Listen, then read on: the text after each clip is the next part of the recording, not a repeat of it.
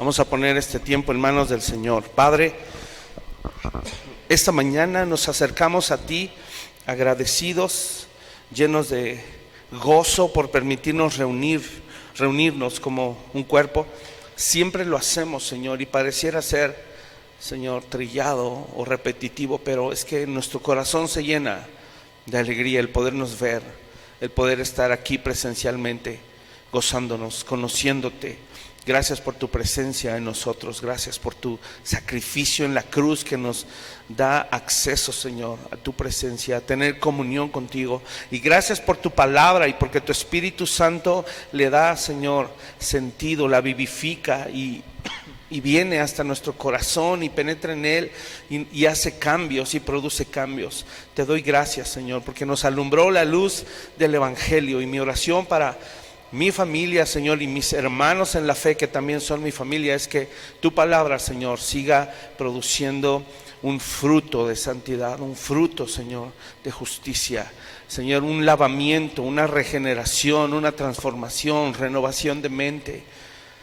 Queremos alinearnos a tu palabra y a tus principios. Y el día de hoy también ayúdanos a entender, Padre, la importancia de la crianza bíblica, la importancia, Señor, de también tener en el lugar correcto, no solo al pastor, a su esposa, sino a sus hijos también. Te doy gracias por esta serie de enseñanzas que podemos entrenar a nuestra iglesia para ser sabios, obedientes respecto a estos temas. Te lo pedimos hoy, Señor, háblanos, abre nuestro corazón. En el nombre de Jesús, nuestro Señor y Salvador, te lo pedimos. Amén y amén. Colosenses 3. Vamos a empezar con este tema, el pastor y sus hijos. Vamos a hablar acerca de los hijos del pastor. El título en Colosenses capítulo 3, verso 5 es la vida antigua y la nueva. La vida antes sin Cristo y la vida después con Cristo. Dice ahí verso 5, haced morir pues lo terrenal en vosotros: fornicación, impureza, pasiones desordenadas, malos deseos y avaricia, que es idolatría, cosas por las cuales la ira de Dios viene sobre ¿quién? Escucha, está hablando de ciertos pecados. Obviamente sabemos que todos los pecados acarrean ira, la ira de Dios, todo pecado, ¿ok? Pero aquí está nombrando ciertos pecados muy específicos. Dice, cosas por las cuales la ira de Dios viene sobre los hijos de desobediencia, en las cuales vosotros también en tiempo pasado anduvisteis en otro tiempo. ¿Cuándo? Cuando vivíais en ellas, o sea, cuando las practicábamos. Pero ahora dejad también vosotros todas estas cosas. Viene con otro tipo de pecados, no los pecados que apelan a la carne, ¿verdad?, al cuerpo, sino ahora pecados internos: ira, enojo, malicia, blasfemia, palabras deshonestas de vuestra boca. No mintáis los unos a los otros, habiéndoos despojado del viejo hombre con sus hechos y revestido del nuevo, el cual conforme a la imagen del que lo creó se va renovando hasta el conocimiento pleno. ¿Qué está dando a entender hasta aquí el pasaje? Que debemos ir desechando todo tipo de pecado, pero tenemos que irnos revistiendo. ¿De qué cosa? ¿De qué nos tenemos que revestir, iglesia? De la imagen de Cristo, ¿verdad? De la naturaleza de Cristo. Porque dice, el cual conforme a la imagen del que lo creó, se va renovando hasta el conocimiento pleno. Nos estamos renovando a la imagen de Dios, porque Él nos creó. Verso 11. Pon atención aquí. Donde no hay griego ni judío. ¿De qué está hablando? De nacionalidad. No importa la nacionalidad de que eres, ni la colonia, pues, ¿ah? Tampoco. ¿Qué más? Donde tampoco hay circuncisión ni incircuncisión. ¿Qué podríamos decir aquí? No importa de qué religión venías, no importa de qué religión o qué prácticas religiosas tenías. Ahora eso ya no importa. Después, ¿qué dice ahí? Bárbaro ni escita. ¿A qué se está refiriendo? ¿Alguien sabe?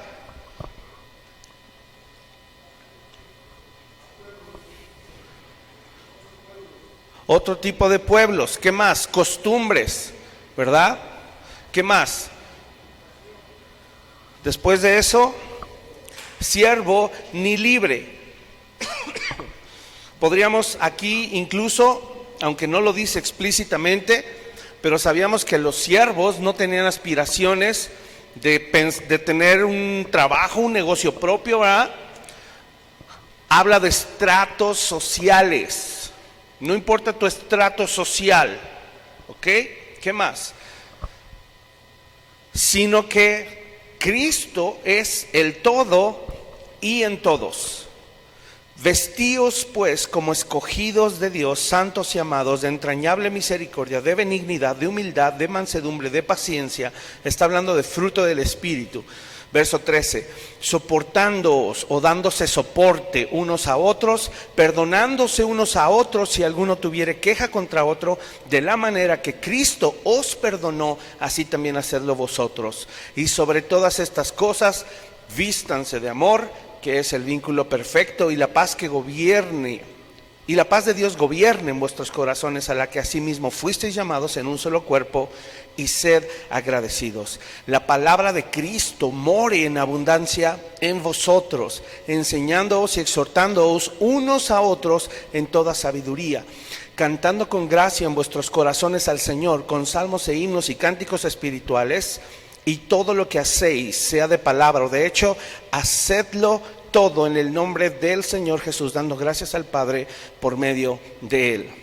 Sigue hablando del mismo tema, aunque hay un subtítulo. Verso 18, pon atención, casadas. Esto hablamos hace 8 días, ¿verdad? Hablamos acerca de las mujeres y hablamos acerca de la esposa del pastor, no como esposa del pastor, sino como cualquier mujer que es creyente, hija de Dios, ¿verdad? Casadas, todas las mujeres deben estar sujetas a vuestros maridos como conviene en el Señor. También maridos, sean pastores o no sean pastores, maridos, todos los varones, amad a vuestras mujeres y no seáis ásperos con ellas. Y todo este pasaje para llegar a estos últimos dos, verso 20, ¿qué dice ahí? Hijos, obedeced a vuestros padres en todo, porque esto agrada al Señor. Y luego dice, padres, no exasperéis o no irritéis a vuestros hijos para que no se desalienten. Hermanos, en todo este pasaje y en todos los pasajes de la Biblia que yo conozco, no hay ni una sola mención especial hacia los hijos de los pastores. No hay una distinción especial. Así como yo decía que para las esposas no hay un llamado que se llame el llamado de la esposa del pastor, no existe, no es bíblico. Tampoco existe un llamado para ningún hijo que sea un llamado especial a ser hijo del pastor. No lo hay. Efesios capítulo 1 dice que todos fuimos predestinados. Romanos capítulo 8 dice que fuimos escogidos también por Dios nada más. Pero no dice que fuimos escogidos unos como hijos de Dios y otros como hijos del pastor. No dice así. O si encontramos algún versículo que hable de eso. No lo hay. En toda la Biblia no lo vamos a encontrar. No se hace una mención especial. Ahora, en donde se hace una distinción, y lo leímos, ¿sí o no? Fue ahí en el versículo, a partir del versículo 11, donde se habló de gente que venía de otras religiones. Se habló de gente que viene tal vez de otras nacionalidades. Se habló de gente que viene de estratos sociales distintos. Pero no se habla y no se hace una distinción entre hijos de ovejas o hijos de pastores. No lo hay. ¿Queda claro esto? Si tú estudias también a fondo en todo el Nuevo Testamento, ni siquiera se menciona a un solo hijo de los apóstoles. Los apóstoles eran casados. Dime el nombre de un apóstol, de un hijo de un apóstol. Me refiero a uno de los 12. ¿Alguien se sabe el nombre de un hijo de cualquier apóstol? No se mencionan. ¿Por qué creen?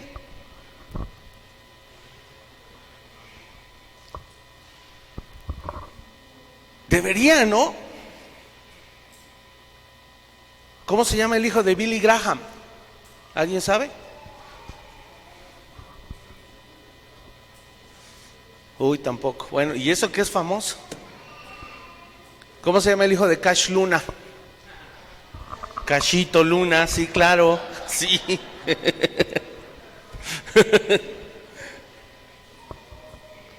Y son famosos, porque los hijos de los pastores se ha creído, se ha pensado que tienen que ser igual que sus papás.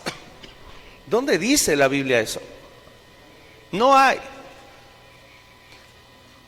Ahora vamos a empezar a hablar acerca de, y con esta pregunta quiero empezar. ¿Cuánta presión crees tú que sentirán los hijos de los líderes de la iglesia cuando son etiquetados como hijos del pastor? Sé que sin afán o con una intención equivocada, muchos de ustedes han presentado a mis 4 hijos como, mira, son los hijos del pastor, ¿cierto o no? ¿Por qué?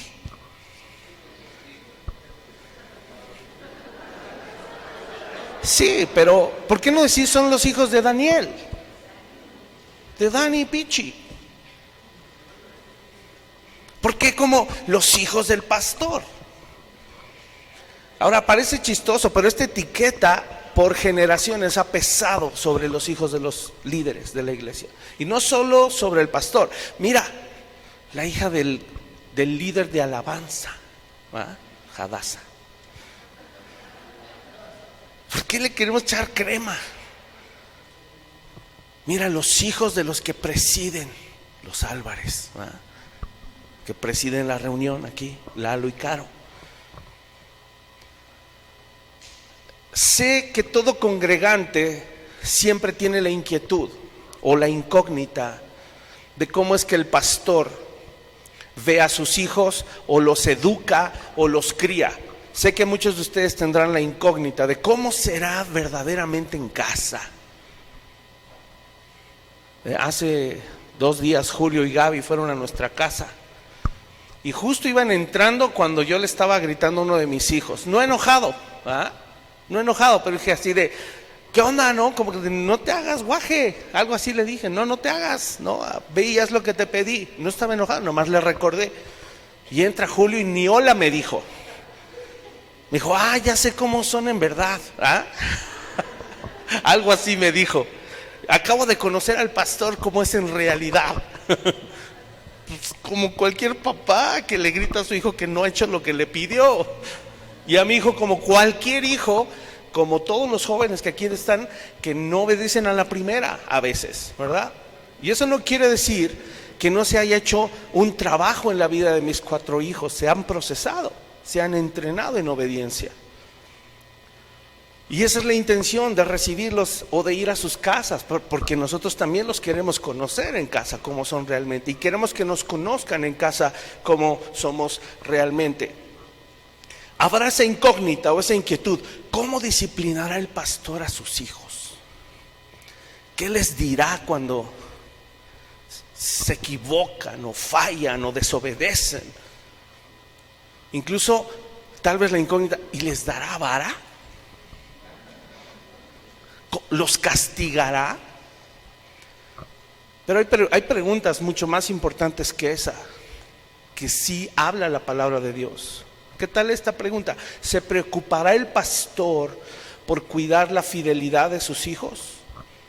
¿Estará el pastor pendiente del testimonio de sus hijos en todas las áreas de su vida?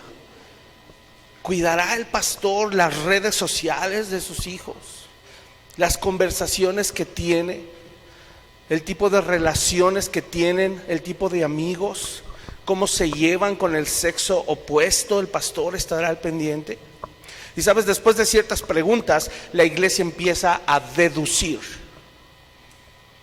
La iglesia empieza a especular.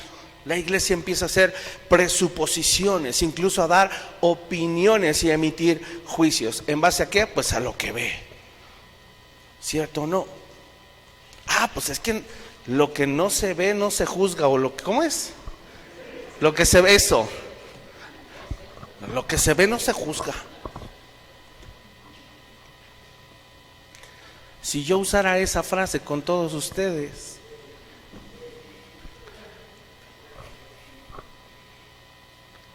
¿por qué? Porque conozco a sus hijos y a sus hijas. Porque los conozco a ustedes. ¿Qué nos hace diferentes? Nada. ¿Qué hace a mis hijos diferentes a los tuyos? Nada, en lo absoluto. ¿Sabes? Y no solo se deduce y se especula, en el peor de los casos, se empieza también a chismear, o a criticar, o a murmurar, incluso a difamar o a inventar cosas falsas acerca del pastor, acerca de su rol como padre, acerca de sus hijos, porque es como si el pastor viviera en una vitrina o en casas con paredes de cristal transparentes donde todo se ve. Y sabes, sí, efectivamente todo se ve y todo se debería ver, solo que muy pocos en realidad saben lo que pasa en casa del pastor. Muy pocos saben, porque no están todo el tiempo conmigo. Por eso es fácil ceder a la tentación de caer en todo esto y terminar dando una opinión al respecto. Si como pastores, y aquí hay un gran error de los pastores, si también como pastores cediéramos a esa presión de complacer y darle a gusto a toda la iglesia, ¿sabes? Viviríamos con mucho más estrés. De por sí sus problemas a veces nos cargan emocionalmente y nos estresan. Pero si quisiéramos darles gusto a todos ustedes, el estrés sería mayor.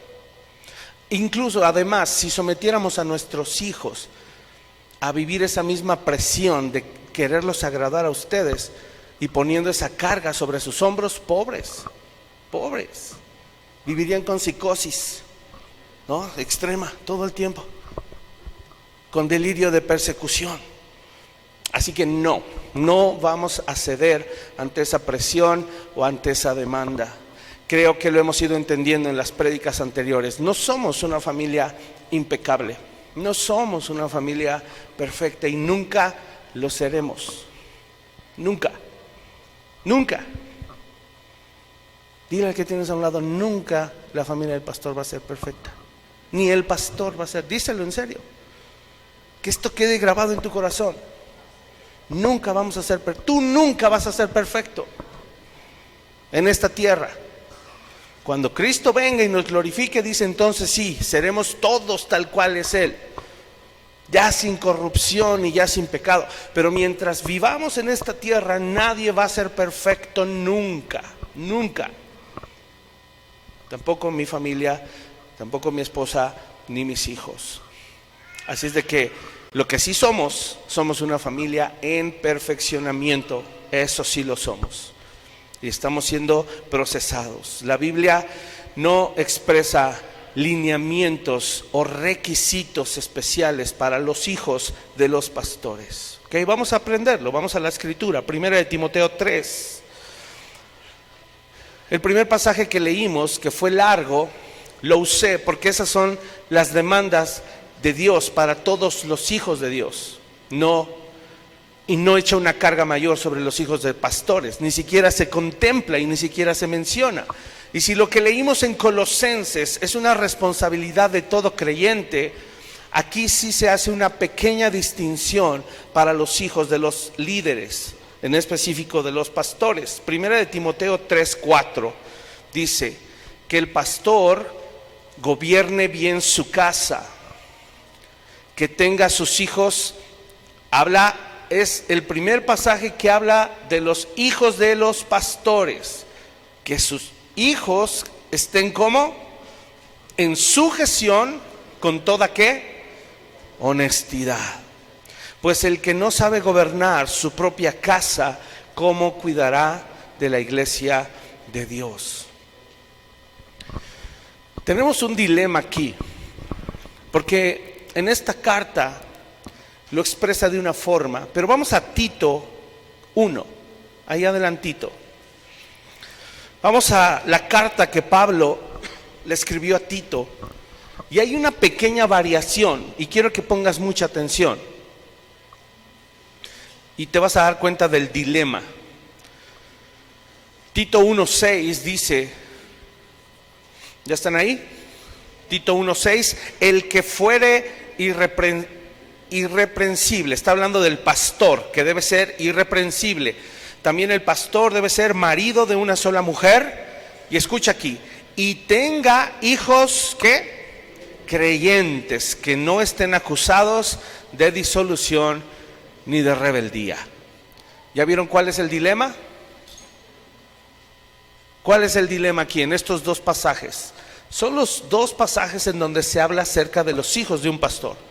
Pero ¿cuál es el dilema o cuál es la diferencia entre un pasaje y otro?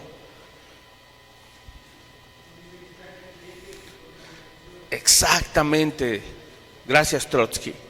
En Tito dice que deben ser creyentes, y en Timoteo no dice que deban ser creyentes. Lo que sí dice y está en común es una sola cosa: que estén en sujeción, eso sí. Pero ¿a quién le hacemos más caso? ¿A Tito o le hacemos caso a Timoteo? A los dos. También, sí. Ahora, ojo con esto, porque aquí sí hay una carga que aparentemente está sobre mis hijos. Es que tienen que ser creyentes y vivir en sujeción. Sí, sí, claro. ¿Qué está diciendo el pasaje? ¿Que nunca desobedezcan? ¿O da a entender que nunca desobedezcan? Yo pregunto, ¿quién nunca desobedece? Entonces sería absurdo pensar que esta es una carga, ¿verdad? ¿Por qué? Porque estamos en un proceso de perfeccionamiento. Me gusta mucho cómo lo dice Tito. Dice que no estén acusados de disolución ni de rebeldía. Acusado significa que su testimonio es tan grave que otros se dan cuenta y tienen pruebas con las cuales pueden venir ante el liderazgo, ante el pastor incluso, y decir: tus hijos los vengo a acusar porque tengo unas fotos que se están besuqueando con unas niñas. Ándale. O tengo unas fotos de la güera y Andrea fumando. ¿Ah?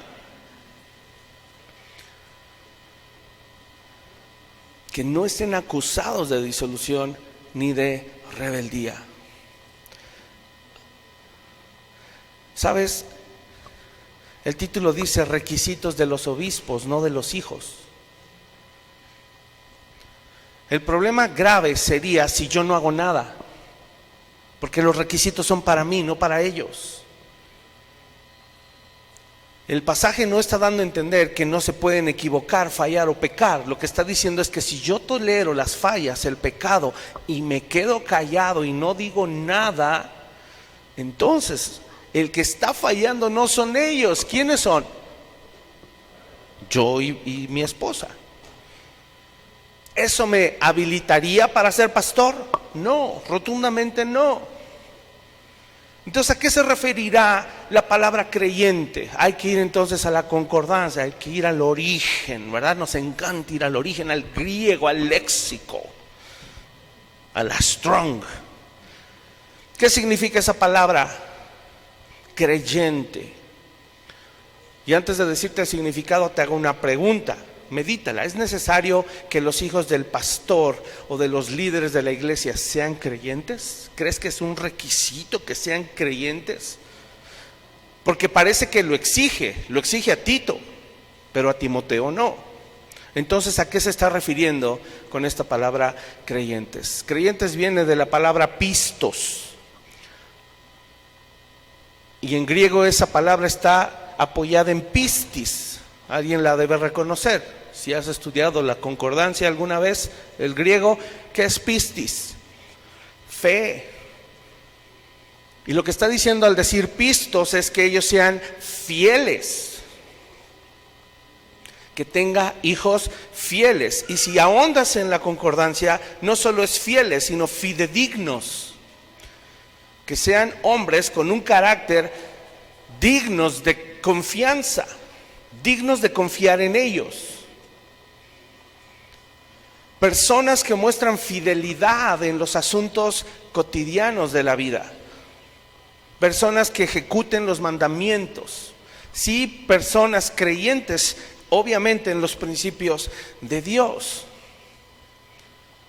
Pero no dice que los hijos del pastor sean nacidos de nuevo. Hay una gran diferencia en las palabras que se están usando.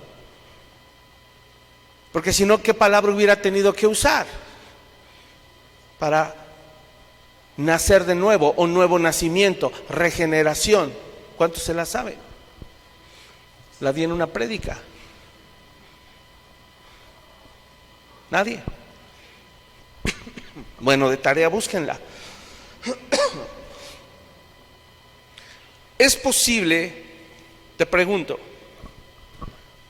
tratando de explicar este pasaje, es posible que yo como papá, escúchame, yo Daniel Panécatl, pastor de esta iglesia, es posible que yo como papá sea el responsable de la fe de mis hijos, como si yo los pudiera llevar al nuevo nacimiento, yo pudiera darles el don de la fe y darles el don de arrepentimiento.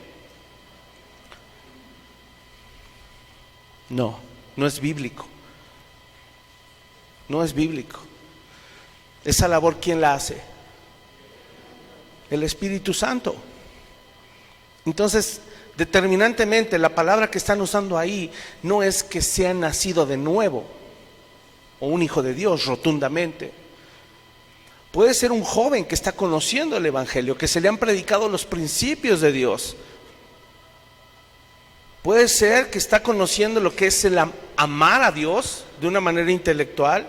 Puede ser que ha crecido en los principios bíblicos o en un hogar cristiano. Yo así crecí en cuna cristiana.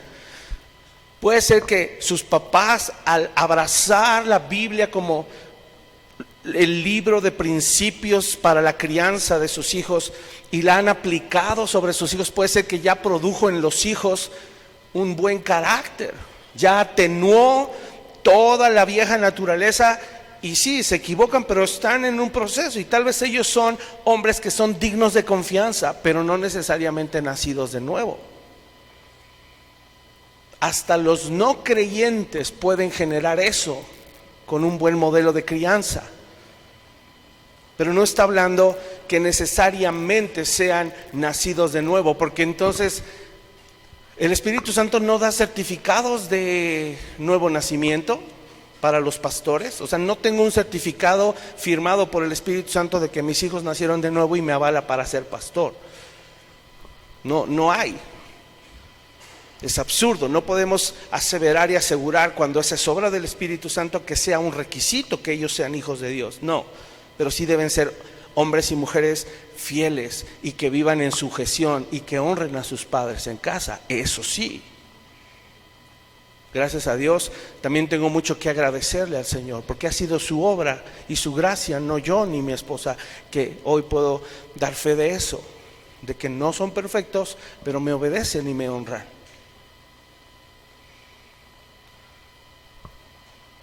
Ahora, si esto no es bíblico y solo el Espíritu Santo puede dar vida regeneradora, dar fe, dar arrepentimiento al Hijo, entonces el pasaje no dice que los hijos de los líderes deben ser nacidos de nuevo. Más bien que se vea en ellos, mira la diferencia, que se vea en ellos que han sido guiados y enseñados a conducirse fielmente, porque la palabra es pistos, fieles.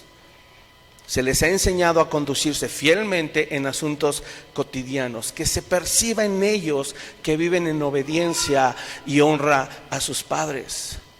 ¿Cómo lo sé? Pues porque nuestra responsabilidad como todo padre cristiano es criar a nuestros hijos, incluso evangelizarlos, presentarles el evangelio. Gracias a Dios lo hemos hecho, y gracias a Dios en la intimidad de nuestros cuartos, nuestras recámaras, hemos orado con ellos y han derramado sus lágrimas, quebrantados por el peso del pecado, reconociendo a Cristo como su Señor y Salvador. Por eso estoy agradecido con Dios, porque eso lo pudo hacer solo Él, no yo. Entonces, esa es nuestra labor. Sí, criarlos, evangelizarlos, orar por ellos, pero es solo el Espíritu de Dios quien los convence de pecado, quien hace que se arrepientan y nazcan de nuevo. Yo no puedo hacer que mis hijos crean, mis amados. Yo no puedo hacer que ellos crean. No los puedo obligar a que se arrepientan sinceramente, ni mucho menos yo les puedo dar el nuevo nacimiento. Eso solo lo hace el Espíritu Santo. Ahora, lo repito, como padre cristiano y como pastor, estoy asumiendo el compromiso de entrenar a mis hijos para que sean fieles, fidedignos, hombres y mujeres dignos de confianza, que se pueda confiar en ellos. Y por eso decía yo, hasta los incrédulos pueden hacer eso. Pueden entrenar a sus hijos para que se vea eso. La ventaja es que estamos en Cristo y podemos ir sembrando la semilla de Cristo en ellos. Ahora, si cualquier hijo vive con presiones, a ver, todos los que son hijos, jóvenes, solteros, alcen su mano. Solteros, no se emocionen los casados, Ok, no, Danilo, tú no. Hácenla bien arriba, los solteros. Ok, bájenla. Jóvenes, chicos, ¿acaso no sienten mucha presión también en sus vidas? ¿Alguna vez se han sentido muy presionados? Por muchas razones. Por la escuela, presionados por los maestros, presionados por papá y mamá. Pórtate bien, saca buenas calificaciones. Hasta estar aquí sentados les causa cierta presión, porque el pastor me está viendo. Ahora, no hablo solo de esas presiones, jóvenes, las presiones que tú vives en el día a día de aceptación. Ser aceptado como ser humano te causa estrés y presión cuando no encajas, te afecta. La aceptación que uno necesita te presiona. La afirmación o la identidad que debes tener también te causa presión. Ahora imagínate, encima de todas las presiones que cualquier niño, adolescente o joven siente, encima de eso sentir la presión de toda una iglesia sobre los que son hijos del pastor. Además sobre el pastor mismo. Eres hijo del pastor, compórtate como mi hijo. Imagínate. O sea, créeme, esa posición, y no solo de los hijos del pastor, de cualquier hijo, de cualquier líder, cualquier hijo de cualquier líder que ejerza un ministerio dentro de la iglesia. La presión de los padres, la presión del pastor que es su papá, la presión de otros líderes o servidores de la iglesia. Ya lo dije, la presión de los amigos de la iglesia, la presión del mundo que los está mirando como que, ay, mira, ese es cristiano y es hijo de pastor. Uy. Y a veces ni saluda. Imagínate encima de todo eso, todo el tiempo la presión, incluso hasta han sentido la presión de que Dios los está viendo a ver en qué momento fallan. También la sienten. ¿Sabes? A mis hijos, como pastor, no les puedo exigir algo que no le exijo a tus hijos. Escúchame, papá y mamá que estás hoy aquí. A mis hijos yo no les puedo exigir algo que no le exijo a tus hijos. Les exijo y les puedo exigir como papá, no como el pastor de la iglesia. Porque la Biblia no hace distinción. Y si yo hago una distinción, yo estoy violando ese principio bíblico y poniendo una presión sobre ellos. ¿Qué decía el final de Colosenses? ¿Te acuerdas? Padres, no exasperen a sus hijos para que no se desalienten. Y ponerles a mis hijos la presión de ser hijos del pastor es exasperarlos, es irritarlos con algo que ellos no tienen por qué cargar y se van a desalentar. quiero decirte esto y que quede muy guardado en tu corazón. Yo no le voy a exigir a mis hijos que sonrían todo el tiempo, porque no se lo exijo a tus hijos. Yo no le voy a exigir a mis hijos que sirvan en la iglesia, porque no se lo exijo a tus hijos. Yo no le voy a exigir a mis hijos ser perfectos, porque no se lo exijo a tus hijos. Yo no les voy a exigir a mis hijos saludar siempre a todos como neuróticos, ¿verdad? Porque pueden llegar a sentir la presión. Mi papá me dijo que saludara, y ahí están neuróticos. Hola hermano, ¿cómo está? Hola hermano, ¿cómo está? Hola hermano, ¿cómo está? Y parecen neuróticos. Yo no le voy a exigir eso a mis hijos, porque no se lo exijo a tus hijos. Ni a ti te lo exijo cuando te vas sin saludarme. No se lo voy a exigir a mis hijos, hermano. Escúchame. No le voy a exigir a mis hijos servir en la iglesia, porque no se lo exijo a tus hijos. No les corresponde, no les toca. Ahorita no. Pero encima de eso, ¿qué crees? Les acabo de preguntar hace unos meses. Hace unos meses les pregunté, oigan, por cierto, ¿y quieren servir? Como si se me hubiera olvidado. Claro, que he cometido errores como papá poniéndoles cargas.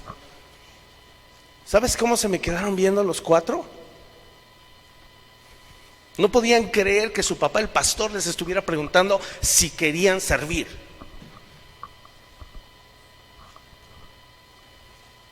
Algunos de ellos empezaron a llorar. Dijeron, es que pensábamos que no teníamos opción.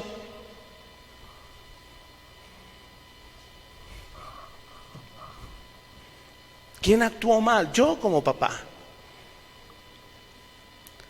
Porque ser pastor no es exigir a tus hijos que se comporten como hijos del pastor. Y si muchos de los jóvenes que hoy están aquí no sirven porque no tienen la madurez para servir y no se los exijo, ¿por qué pareciera ser que sí se los exijo a mis hijos? Y hoy a la fecha no me han dado una respuesta. Les dije, piénsenlo.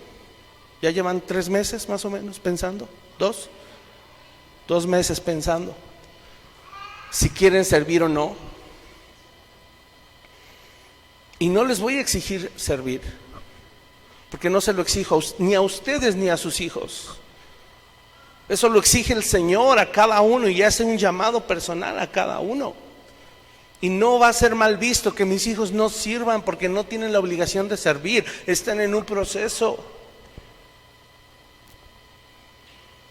No le voy a exigir a mis hijos que inviten a todos a cada reunión que organizan. No les voy a exigir, porque no se lo exijo a sus hijos tampoco. Y no se va a tomar a mal, porque yo no se los tomo a mal cada vez que organizan reuniones y no invitan a mis hijos, que ha pasado mucho. ¿Y cuándo les he reclamado algo? ¿Cuándo? ¿Qué sí voy a hacer? Voy a amar a mis hijos, los voy a guiar, los voy a pastorear, les voy a enseñar, les voy a corregir, les voy a exhortar, les voy a disciplinar con paciencia y amor, porque eso es lo mismo que hago con todos y cada uno de los que están aquí. Con tus hijos también lo he hecho.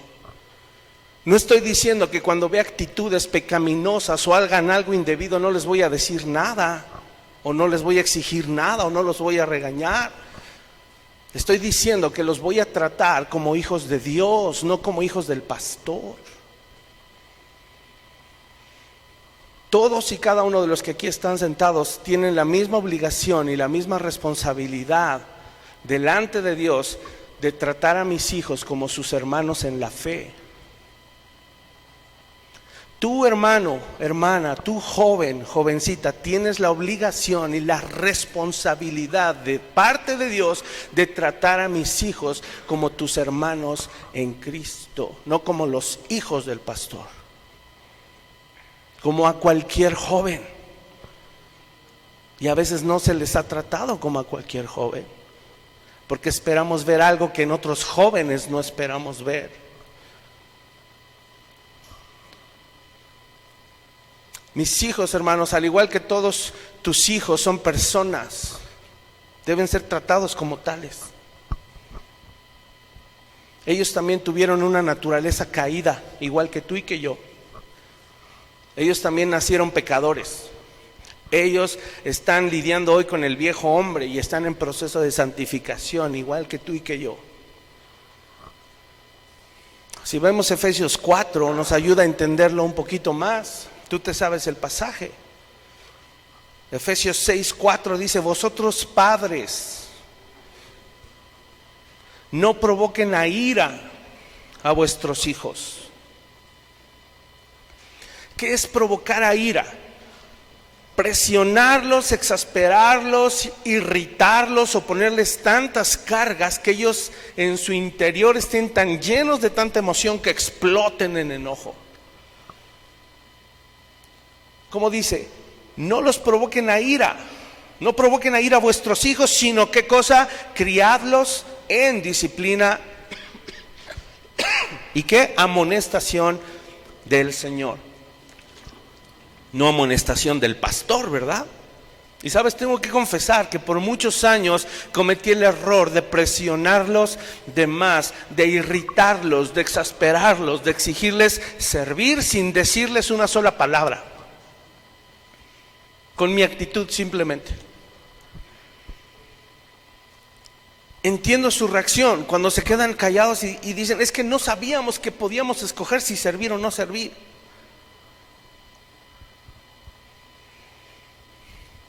Poner a los hijos del liderazgo bajo la lupa y bajo la mirada de todos es ponerles cargas demasiado pesadas, es provocarlos a ira, incluso vacunarlos contra el evangelio.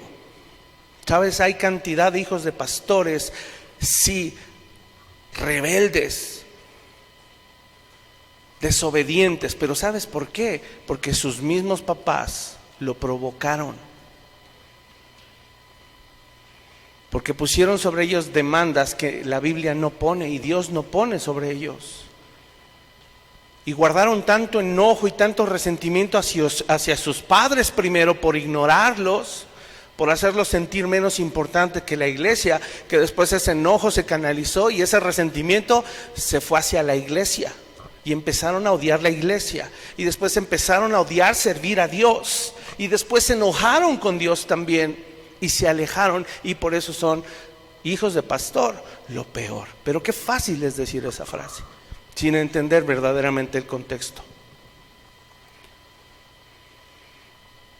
Entonces, yo no voy a provocar a mis hijos a que un día ellos estén amargados en contra de ustedes, o que odien servir al Señor, o que un día se alejen y estén peleados con Dios porque sus papás no les hicieron caso o sus papás no pasaron tiempo con ellos. Hacer demandas excesivas es irritarlos, va a traer desánimo y desaliento. Lo vimos, Colosenses 3:21, para que no se desalienten. Buscaba yo artículos en internet, ahí hay de todo, ¿verdad? Hay desde las canciones de los hijos del pastor y tampoco me voy a ir a ese extremo. ¿Ah? Que si aprendieron a dormir en una banca de la iglesia hasta las 12, tampoco. Sí lo hicieron, pero no me voy a poner en ese extremo. Porque el error fue mío, no de ellos. Pero leí un artículo y saqué un extracto de ahí muy breve, te lo voy a leer. Pone atención, dice este artículo que leí: quizá por la tendencia de la comunidad de fe a idealizar a su líder espiritual, es decir, su pastor, la necesidad de tenerlo como un ser inmaculado, casi perfecto, hace que dicha idealización se traslade a su entorno, negando la posibilidad de que afloren tanto en la personalidad del pastor como en la de los miembros de su familia las situaciones problemáticas que pueden suceder en cualquier grupo común y silvestre. ¿Qué está diciendo esto? Que como se idealiza al pastor y a su familia, se nos niega que en esta familia pastoral, que me choca ese término, nunca lo hemos usado y ni lo usaremos, que en la familia del pastor y en el pastor se niega que afloren actitudes de la gente común y silvestre. Porque, ¿qué creen? Miss Pichi, como dice Lalo que la conoce, Miss Pichi, mi esposa, Güero, Andrea, Sam, la Güera y yo, somos comunes y silvestres. Muy silvestres a veces. Muy comunes, ordinarios y a veces hasta corrientes.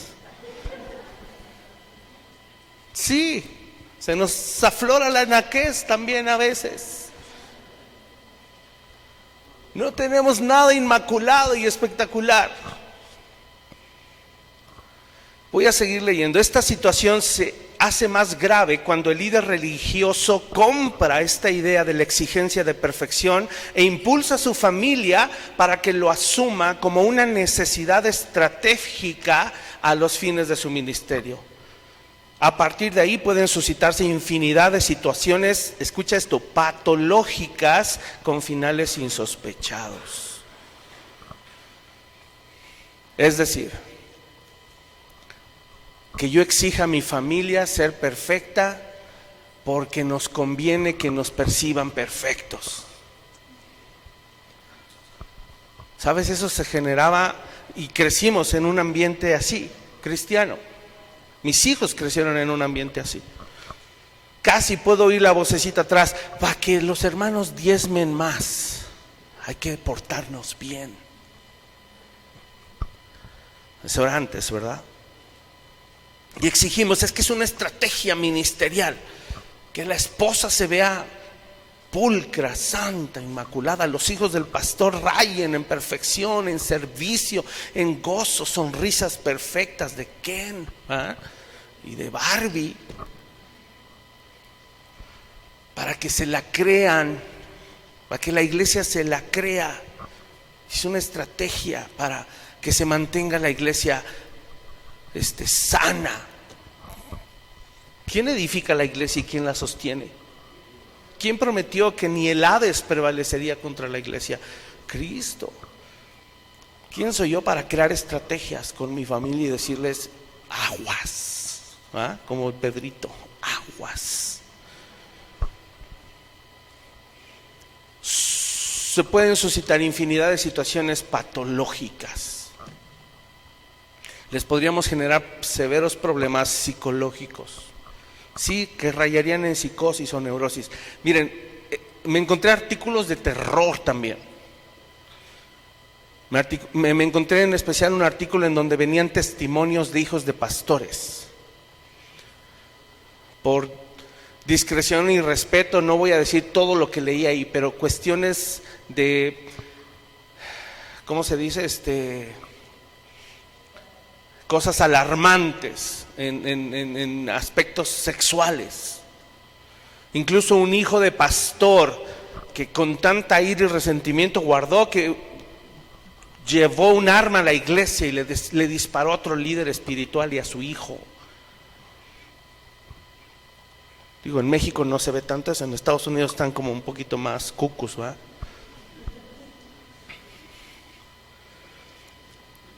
Pero no vamos a permitir que eso se genere en la vida de los hijos del liderazgo, nunca. En ese mismo artículo decía, hay otro tema para tener en cuenta. Una vez, la hija de un pastor me comentaba, papá siempre estaba para los demás, pero cuando yo lo necesitaba, él tenía que visitar enfermos o tenía que preparar el sermón del domingo o estaba en su momento de meditación personal. Entonces siempre tenía que ir a terminar y hablar con mi mamá. Y eso es una realidad en muchísimos casos. Desde el lugar de adulto uno puede entender muchas cosas, pero meterse en la realidad de un niño o un adolescente hace que uno no pueda entender muchas veces por qué fulanito o fulanita vienen y papá le dedica toda la atención y yo que soy su hijo no cuento con ese privilegio. Y es que muchos pastores se olvidan del concepto de prójimo. Su familia es el prójimo. Cuando esto no existe, es lógica una reacción contraria. El famoso miedo a la pérdida del amor se hace realidad en la mente del hijo. Papá quiere a estos más que a mí. No nos olvidemos que generalmente se le pide al hijo de pastor que entienda el ministerio de su padre. Se le pide un nivel de madurez y comprensión muchas veces imposible.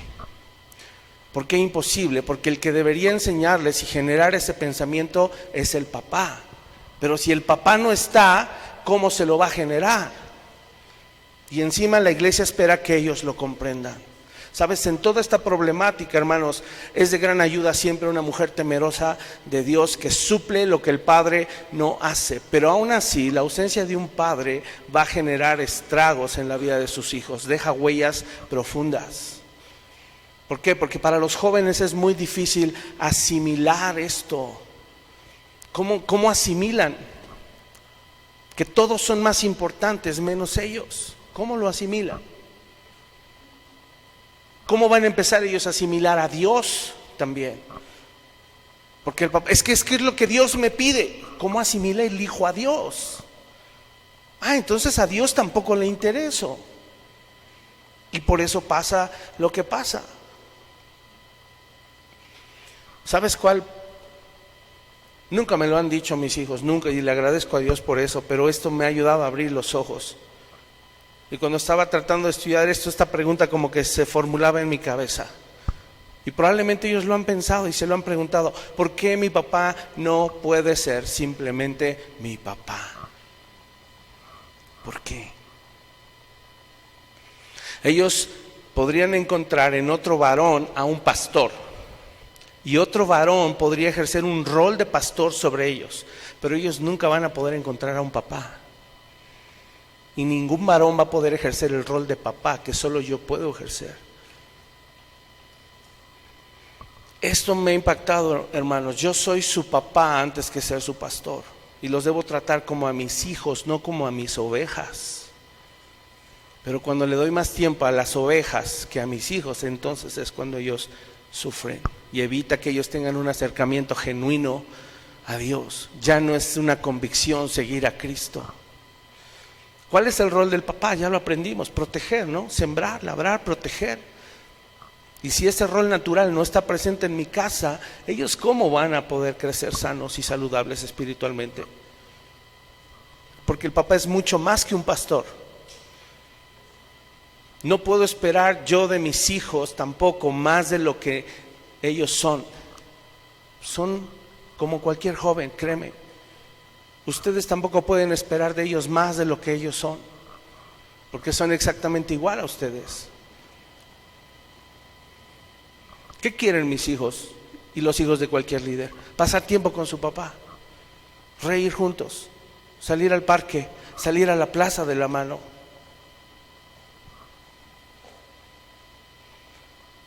Que esté sentados con ellos haciendo tarea de álgebra. ¿Saben quién lo hace? ¿Quién creen? Miss Pichi. Porque el pastor está preparando prédicas.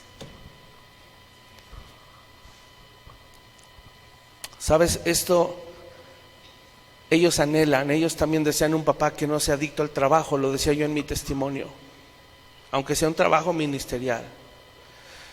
¿Qué genera esta demanda?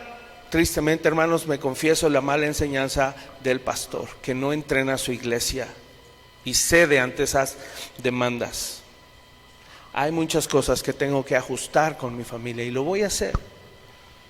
Y ustedes hoy como iglesia ya no pueden aceptar como normales esas demandas hacia mi familia. Ya no. Y si en algún momento perciben o ven que yo me estoy desviando de atender la prioridad que es mi familia, háganmelo saber. Les doy todo el permiso y toda la autorización para hacerlo. Ya no voy a ahondar en esto, pero todo el Antiguo Testamento no ayuda. ¿Por qué? Porque, ¿sabes? Se usan enseñanzas como la del sacerdote Elí. ¿Tú conoces quiénes eran los hijos del sacerdote Elí? ¿Te acuerdas? Hombres perversos. ¿Sí o no? Eran sacerdotes, eran dos jóvenes sacerdotes y su papá no decía nada porque se portaban mal, ¿verdad? Sabes, ese tipo de enseñanzas no sirven, no ayudan mucho a esta problemática. Sirven para otras cosas y hay que ponerlas en su lugar. Pero estas enseñanzas, ¿saben cómo se usa para ponerle carga a los hijos de los pastores? Cuidado, hijo, no vayas a ser como Ofni y Finés, hombres perversos, pecadores. Compórtate como tu papá. ¿Cómo le piden eso a un niño? Esa enseñanza está en su lugar en el Antiguo Testamento. Y si la quisiéramos trasladar a hoy, ¿cuál sería? ¿Todos somos real sacerdocio? ¿O ustedes no? Todos tienen esa dignidad hoy de ser pueblo adquirido, real sacerdocio, nación santa, ¿verdad? Dice otro pasaje que nos ha hecho reyes y sacerdotes para nuestro Dios. ¿Y eso es exclusivo para hijos de pastor o para toda la iglesia? Entonces esa enseñanza no aplica para echarle una carga a los hijos del pastor. Esa enseñanza aplica para crear responsabilidad en todo creyente que acepta un sacerdocio, un real sacerdocio. Alguien que ya se puede acercar directamente a Dios, porque el rol del sacerdote era ser intermediario. Entonces ya no, porque un gran sumo sacerdote nos acercó a Cristo. Y hoy todos podemos ejercitarlo. Espero que ustedes como iglesia no pierdan de vista que su mirada debe ser cristocéntrica, hermanos, no pastorcéntrica. Cristocéntrica. Cuando todos los congregantes miran defectos, con esto voy a terminar, espero. Cuando todos los congregantes miran defectos en los hijos del pastor, esto no debería molestarlos. No debería asustarlos, tampoco retraerlos y dar pie a crítica, juicio de por qué se comportan como así si son hijos del pastor. Al contrario, ¿sabes? Debería aliviarlos a ustedes. Debería hacerlos sentir tranquilos, saber que ellos también son humanos, están en proceso y no están aparentando ser algo que no son. Entonces tengan calma. Tengan paz cuando vean que mis hijos se equivocan, mi esposa se equivoca, y acérquense a ellos como con cualquier hermano y anímenlos a crecer en Cristo. Pero háganlo, no den pie al juicio, crítica, chisme, etcétera.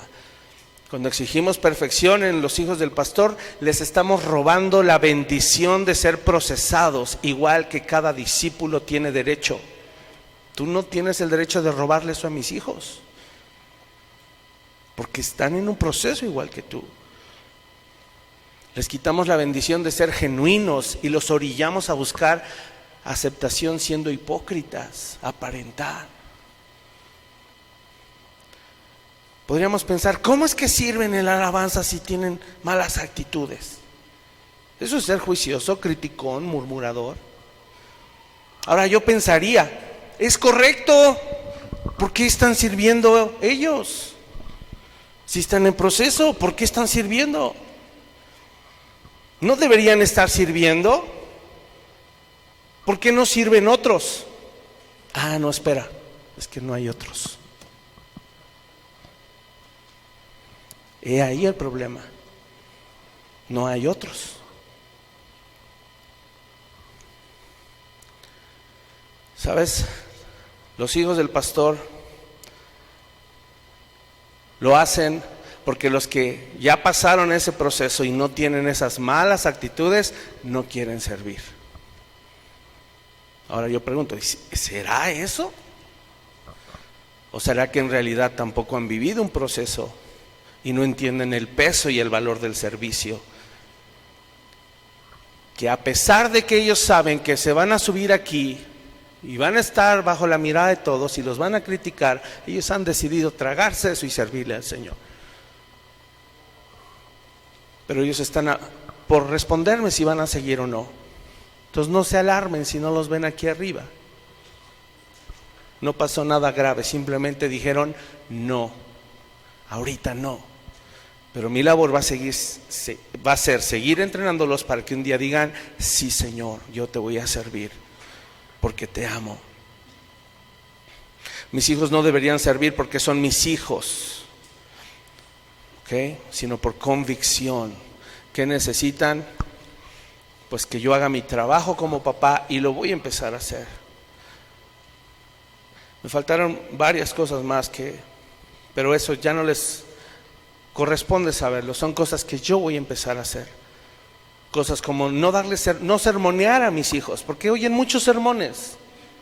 Quieren conversar con su padre, no que los sermonee. Que me interese en sus pasatiempos, que los estudie.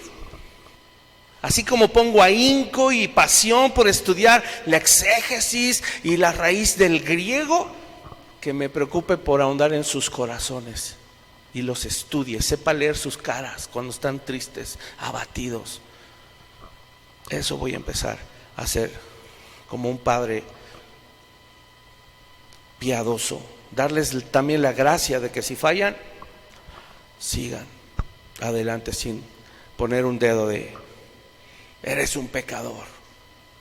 ¿Qué voy a hacer? Procurar pasar más tiempo con mi familia. ¿Sabes?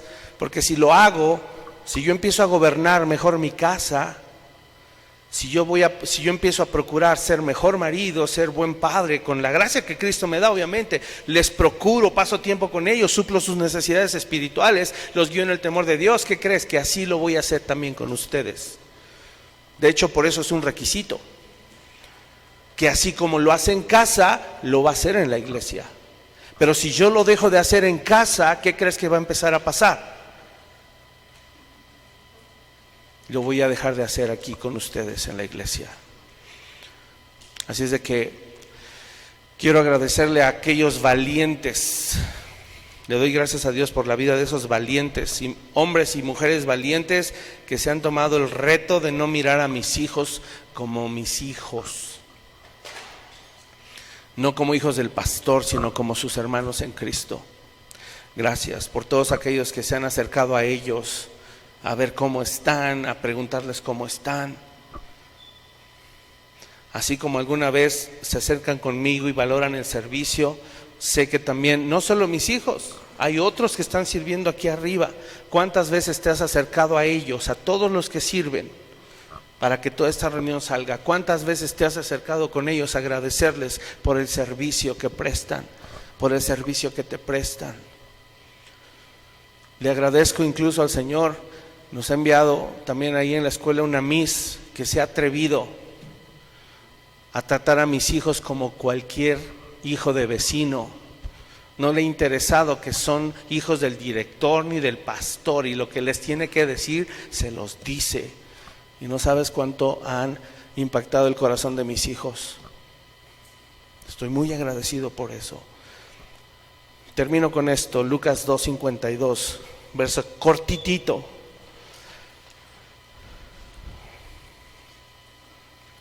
Lucas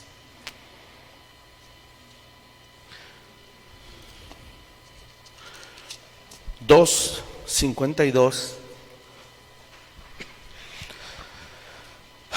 Así nos despedimos, dice: y Jesús, ¿quién? ¿Cuál Jesús? ¿Cuál Jesús? Nuestro Señor y Salvador, Cristo, Jesucristo. Y Jesús, ¿qué cosa? Crecía. ¿En qué? En sabiduría y en estatura y en gracia para con Dios y los hombres. Si el mismo Señor Jesucristo tuvo derecho a crecer y tener una vida normal por 30 años, jugó, se trepó árboles, se enlodó, se tropezó y se raspó las rodillas, El mismo Señor Jesús pasó un proceso de 30 años donde Dios no lo molestó. Dios no le dijo: es que tienes que servir, es que tienes que poner buena cara, es que tienes que invitar a todos para que no les caigas mal, es que tienes que ir y aparte recoger a todas horas y desvelarte y aguantarte, que no te pelo, Jesús, porque eres mi hijo y vas a servir, y te mandé a la tierra no a perder el tiempo, te mandé a servir. ¡Qué tremendo! Si el mismo Padre Celestial permitió que Jesús viviera 30 años de proceso y le dio el derecho a una vida normal, ¿quién soy yo para robarle eso a mis hijos y a cualquier hijo de líder que venga a servir a esta iglesia? Hasta los 30 años Jesús fue un hombre maduro, capaz de iniciar un ministerio. Él mismo le dijo a su madre: mamá, todavía no me toca, ¿qué traes conmigo en las bodas? Jesús, se acabó el vino. Y Jesús: todavía no ha llegado mi hora, todavía no acaba mi proceso. Pero ¿qué hizo Jesús? A pesar de, fue y honró a su mamá. Y todo lo que Jesús hizo hasta los 30 años fue un proceso para que después de bautizarse viniera el Padre y dijera: este es mi hijo en quien tengo complacencia. Entonces no voy a exigir a mis hijos cosas que no. Ámenlos, por favor, y no les exijan nada que nos deban exigir. ¿Sale? Durante este proceso no sabemos nada acerca de Jesús. Esos 30 años no sabemos ni qué hizo, más que se le perdió a su mamá a los 12 años. No sabemos nada, pero sí podemos estar seguros que esos 30 años que se le permitió a Jesús crecer, madurar, ser probado en todo, fue determinante para que su ministerio fuera exitoso. Y si yo quiero que mis hijos sean exitosos en esta tierra, los voy a dejar vivir su proceso y no les voy a exigir cosas que no. Y les pido con todo mi corazón, no lo hagan ustedes. ¿Sale? Vamos a orar, vamos a pedirle al Señor que nos ayude. Gracias, Padre, te damos por tu palabra. Gracias te damos porque nos enseñas la importancia de no poner cargas sobre personas que no deben llevar esas cargas. Señor, ayúdame como padre. Hoy no te lo pido como pastor, Señor, te lo pido como padre, a ser sabio, a ser sensato, a no exasperar ni irritar a mis hijos, no desalentarlos. Y gracias porque me permitiste dar esta enseñanza a todos mis hermanos y amigos en la fe, Señor, para que juntos podamos seguir edificando una comunidad sana, cristocéntrica, no centrada en el hombre ni en el liderazgo, porque todos reconocemos que somos pecadores con naturaleza caída y que fuimos redimidos, comprados, justificados, Señor. Recibimos una salvación inmerecida y estamos siendo procesados mientras tú regresas, incluidos mi esposa y mis hijos, y por eso estoy agradecido. Gracias porque lo puedo abrir, Señor, con libertad, y sé que en el corazón de mis hermanos, Señor, habrá esa disposición también de que obedezcamos tu palabra, Señor, que seamos fieles a ti, que sigamos sirviéndote con pasión, que sigamos sirviéndote con transparencia, con honestidad, con integridad, sin aparentar algo que no somos. Te doy gracias, Señor, por todos aquellos que se van a sumar a este reto de considerarme a mí, a mi esposa, a mis hijos como gente común, ordinaria, que estamos en un proceso y que tenemos el privilegio de servir. Te doy gracias, Señor, por tu palabra. Ayúdanos con esto porque lo necesitamos. Y, Señor, así sentar un precedente para que personas que vengan, que tú llames al liderazgo, nunca sientan esta carga, este pesar, nunca desatiendan sus familias, y que sus hijos crezcan amándote, sin cargas o demandas absurdas, que puedan conocerte verdaderamente por el testimonio de todos sus hermanos que les reciben, que les aceptan, que les otorgan gracia también. Te doy gracias, Padre, por esta comunidad hermosa y por tu palabra, Señor, que nos da dirección. Pongo esta palabra en tus manos y te lo pedimos todo, Señor, en el nombre de nuestro Señor Jesucristo. Amén y amén. Así como